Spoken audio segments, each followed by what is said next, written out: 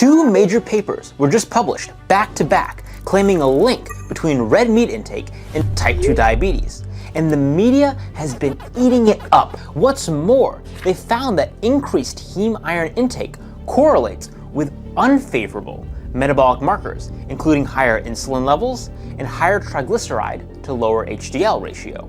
Does red meat cause diabetes? Hi, I'm Dr. Eric Westman, and welcome back to my channel where I review and debunk nutritional information online. This is a video by Nick Norwitz. I'm a big fan of Nick Norwitz. He's a medical student who has a PhD and is now a medical student at Harvard University. You've heard of that one, I'm sure. And he's doing videos that are very clever and I think hitting a new audience that needs to hear this message. But subscribe to him if you like this video. I follow what he does. Be sure to wait till the end when I give my final thoughts. Confused by all the information out there about the keto diet?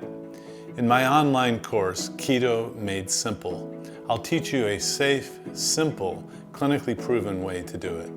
In fact, you'll learn the same exact approach I've been teaching my patients for over 25 years.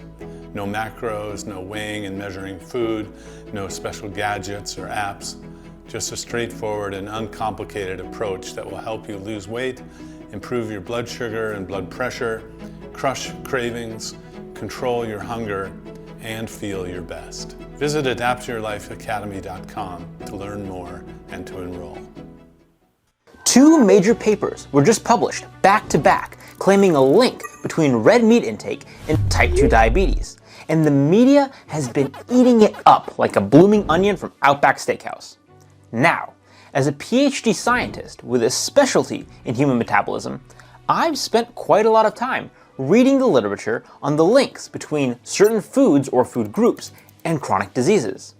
And I'm here now to explain to you why I'm not going to give up red meat anytime soon, nor do I think it's a sensible thing to do based on these data to protect myself or yourself from type 2 diabetes. So, of course, when you look at a study, and I know if you've watched my videos, I'm trying to teach you to be a careful consumer of research. If you consider the entire dietary pattern that someone's having, if someone just eats red meat doesn't raise the blood glucose. It doesn't have sugar in it. It doesn't have glucose or starch. So it can't raise the blood glucose very much. So if people just eat red meat, they're not going to get diabetes. It's really kind of ridiculous to say that. So in the context of a clinic that I run and that I teach people not to have many carbohydrates, it's kind of, again, ridiculous. And how could it be possible that diabetes is caused by red meat? It doesn't raise the blood glucose. However, in the context of someone who eats lots of different foods, is it possible red meat has a downstream effect of maybe causing insulin resistance or some other factor that then when someone eats carbohydrates, they raise the blood glucose more? So that would be called an additive or a synergistic effect of red meat with carbohydrates. Well, I could see that might be a possibility, but red meat alone, this makes no sense. So let's see what the studies say. So, let's start with some of the headlines covering these papers, including those from CNN, the New York Post, Healthline, The Guardian, Medical News Today. All have direct and sensational headlines, with some making causal claims like increase your risk of type 2 diabetes.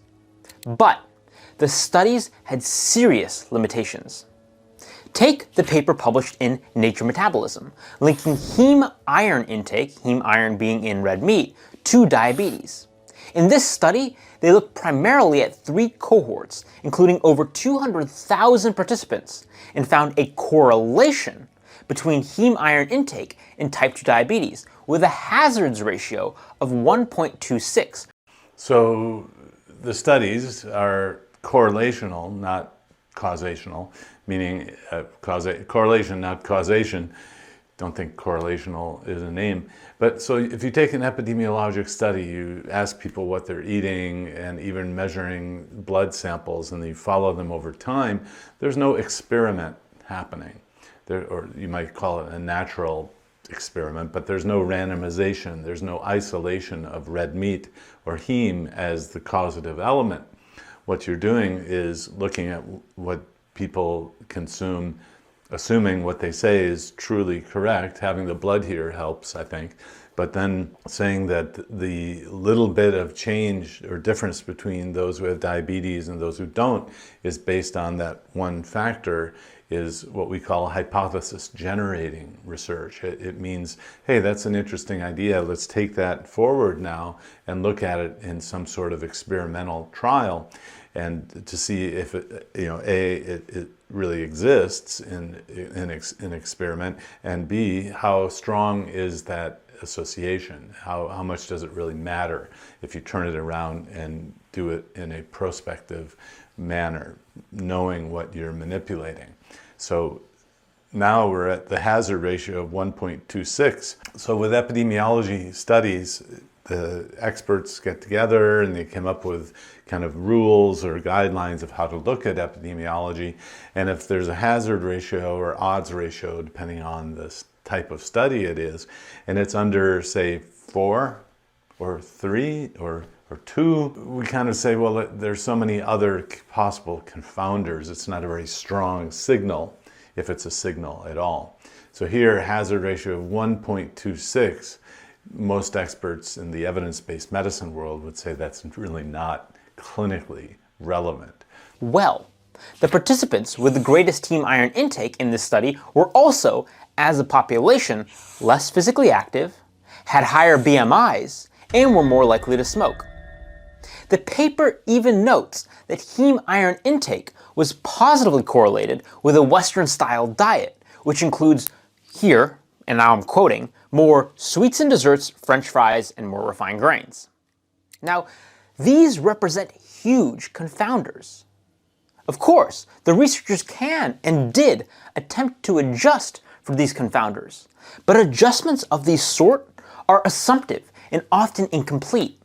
And when you consider that risk factors like obesity, taking obesity alone, constitutes an order of magnitude or more stronger risk factor than the association observed in this study between heme iron intake and type 2 diabetes, I'm already left extremely skeptical. Well said, and it might have been very confusing. So when you get into a statistics class, you get a master's or PhD level of statistical training, you learn how to adjust for factors. You say, okay, well, there were more people who were obese who had diabetes, so we'll adjust for that. And there's a statistical method of doing that. And to the naive reader of the literature and to the investigators who want to push their information out, they'll say, well, we adjusted for it.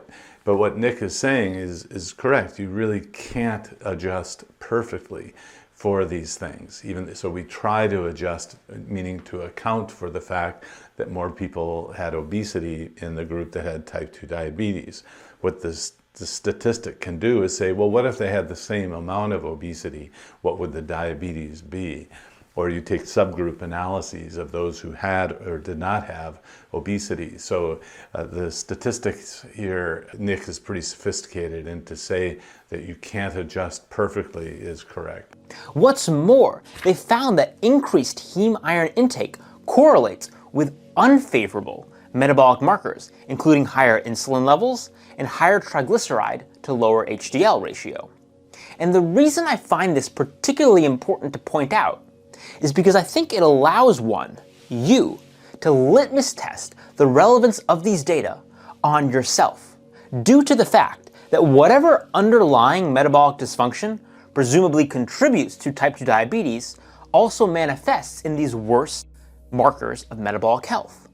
So, if a person, say, adopted an animal-based ketogenic or even full carnivore diet, and their metabolic health markers are good or optimal or just improving, I'd suggest these data have very little relevance to that person on an individual level.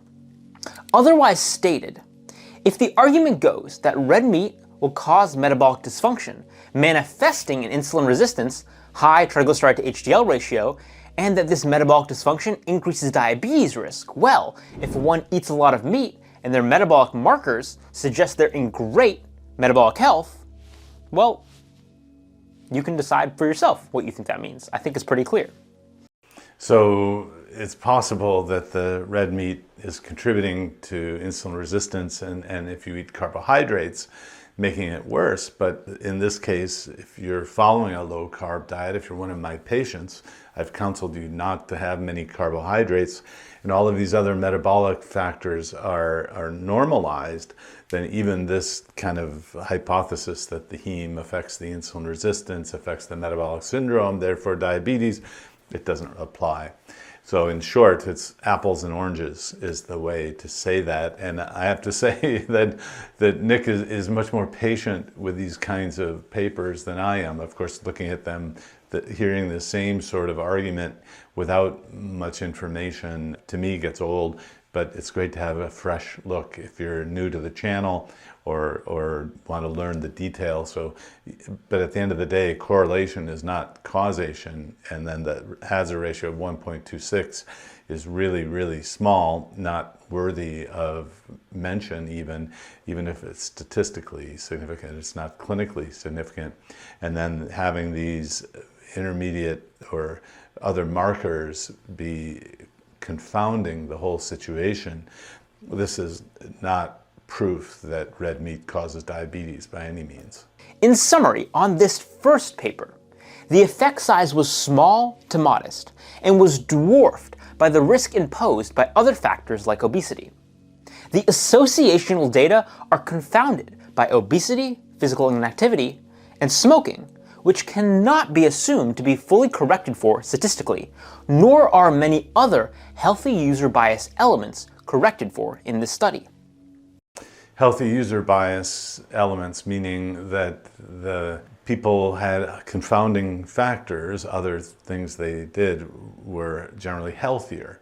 So those are conversely unhealthy. So those who ate red meat smoked more often, had other health. Those who ate red meat exercised less frequently. We think of those things as being unhealthy relatively in general. So that healthy user bias is prominent in any sort of, that healthy user bias is something to be careful about in any epidemiologic study. That said, I would not fully rule out a connection between heme iron intake and type 2 diabetes.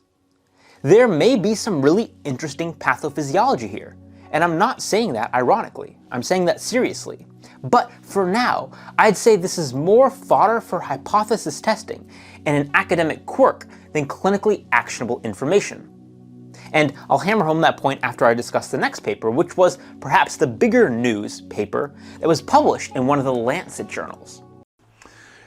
The idea that big journals popular in the medical world have erroneous information is very common. In fact, you can almost purchase journals now, get your article in through peer review, but also then you pay to have open access articles in today's world. And the idea that you can have enough experts together to make a consensus view and put it into a journal, but everyone's biased toward one approach is very common these days. So just because it's in a high-level journal, you want to be able to critique and look at the quality of the evidence. This second paper was a meta-analysis of 31 cohorts and found an association between red meat intake and incident type 2 diabetes with a hazards ratio of 1.10, which is even smaller than the first study. So meta-analysis means that it's a summary of studies, and meta-analyses of randomized controlled trials have been done for the treatment of obesity with low-carb diets compared to low-fat diets. But this is not a meta-analysis of randomized controlled trials. So we're way down on the evidence ladder, if you will, the gradient. We're looking at meta-analyses of observational or epidemiologic studies, which can only give correlation, not causation. So, well, let's go through it anyway. But a few key points. One, again, the effect size was small, tiny. The hazards ratio was 1.10, where 1.0 constitutes no increased risk. And this is compared to something like having a BMI over 30, which has a risk ratio of 4.44, way bigger than red meat intake. So let's look at that number again. So if you have an association and it's 4 times, most people will say, yeah, that's clinically relevant, 4.0. But if it's 1.1 in this case, or 1.26 like the other studies, that is, even though you say it's a 26% elevation, that ratio is still really low. So that 4 to 1 really means 400% increase, not just 25% increase. As a comparison, smoking and lung cancer, or COPD, has 5 to 10-fold correlation in studies. So yes, people say, well, there's never been a randomized trial of smoking for lung cancer, and it's unethical to do that. Right, but in the observational studies, that risk correlation was like 5 to 10, not 1.1 or 1.26. So it was much greater association, and that's not what we see in the diet studies. Point 2, and this is really important, there was substantial heterogeneity among the cohorts. In fact, 21 of the 31 cohorts showed no association between unprocessed red meat intake and type 2 diabetes, with some showing actually trends towards lower risk. Now, so an idea of a meta-analysis is, well, maybe one study didn't have enough people to show, maybe 2 studies, maybe you need 20 studies to really have enough people to show the difference between 2 groups, here in this case red meat and diabetes. Well, the more people you have in a study, and you can't find a large association, the less important it is. In fact, when you look at our clinical trials of obesity, we could show a difference in just 100 people. 100. Here we have hundreds of thousands of people. So there's kind of a false belief that the more people you have, the better. And the more people you have in a study, it's a better study. Well, not if the association is so small that you needed a huge study to be able to find that association. I was talking with a statistician from another area who came, and we're discussing the fact that certain drugs, you needed 40,000 people in the clinical trial to show the difference between 7 and 8%. And he said, well, why bother? Well, there was a company that made lots and lots of money. So if you need 40, 50, if you need 200,000 people in a meta-analysis to show a difference, why bother? I mean, it's such a small number. So huge study sizes does not necessarily mean it's a better study. And these are observational studies, so that they can only give us correlation, not causation at best. okay, aside over. Point 3 on this Lancet study is similar to the other paper we reviewed in Nature Metabolism. This Lancet study has major confounders. The paper itself admits, and this is a quote, "The observed associations could therefore reflect the bias away from the null owing to relatively unhealthy lifestyles associated with meat consumption." So confounder, again, means that there's some other factor that goes along with the issue you're studying, and it might actually be the reason for the association, a confounder. So height and a certain issue is confounded by gender, because most, on average, men are taller than women. So you would always want to, if you have height, you want to adjust for gender, for example. I did a study some years ago where we looked at chewing tobacco and blood pressure, yet the people who chewed tobacco were older. And so when you adjusted for age, there was no association between chewing tobacco and blood pressure.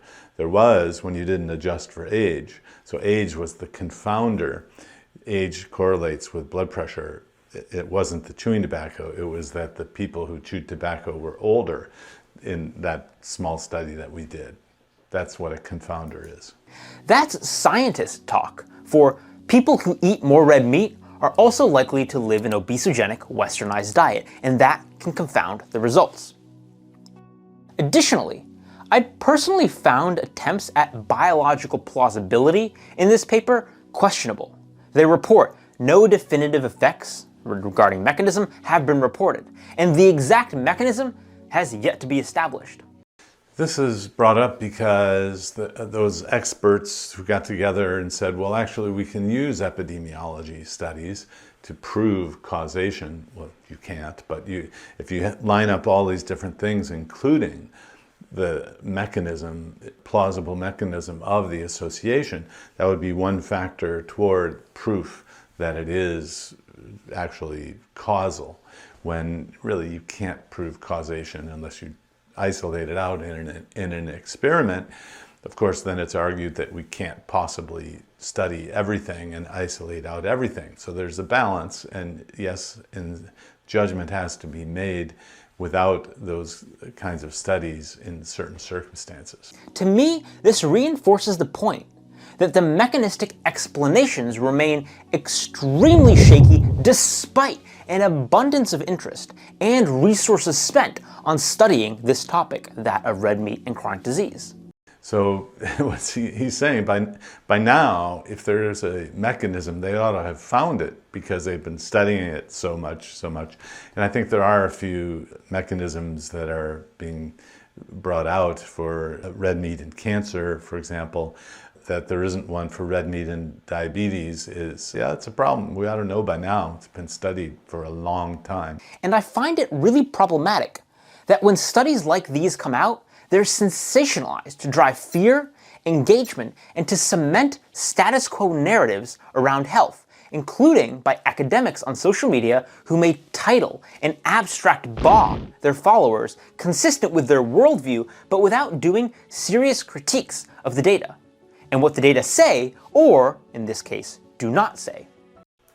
So what Nick isn't getting into is why would people do this? And I think it's money, but also there are elements of social religion, other anti-humane. Let me go back. I think it's important also to factor in that there may be other agendas other than science. There may be a religious agenda or a humane treatment of animal agenda, and that colors the information into the media. People will want to trumpet whatever goes along with their political views or financial views, of course, and the idea that you're still looking for this very small association. It's not a scientifically large or clinically important thing, so why are people still studying it? That's the real question. Granted, this is not just an anti-meat problem. Although, again, in my opinion, red meat is a popular health scapegoat. The result of this intellectual ecosystem is not just bickering among academics, but clinical harm.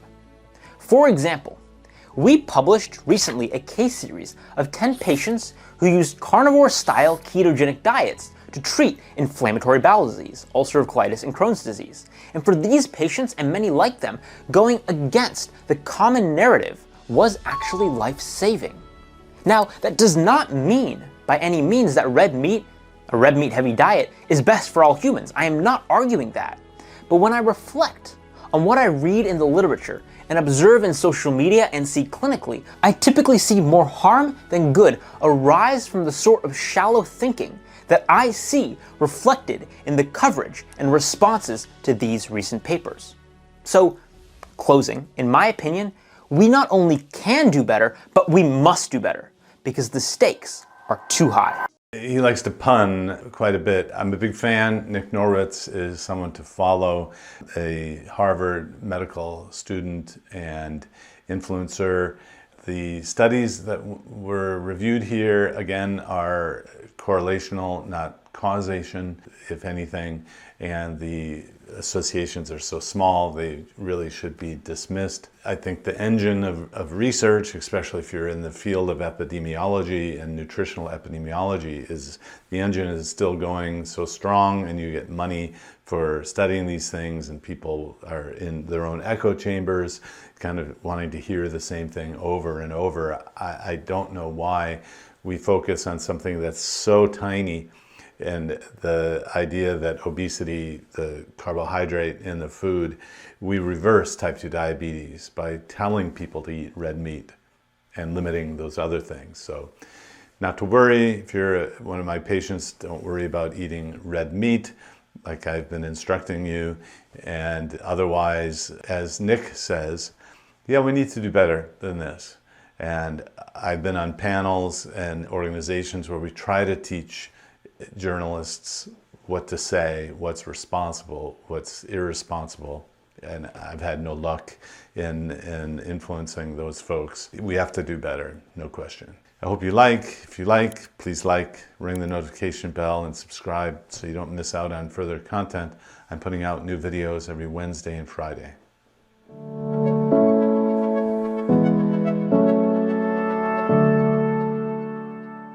If you enjoyed this video, be sure to like, subscribe, and hit the notification bell, and check out adaptyourlifeacademy.com.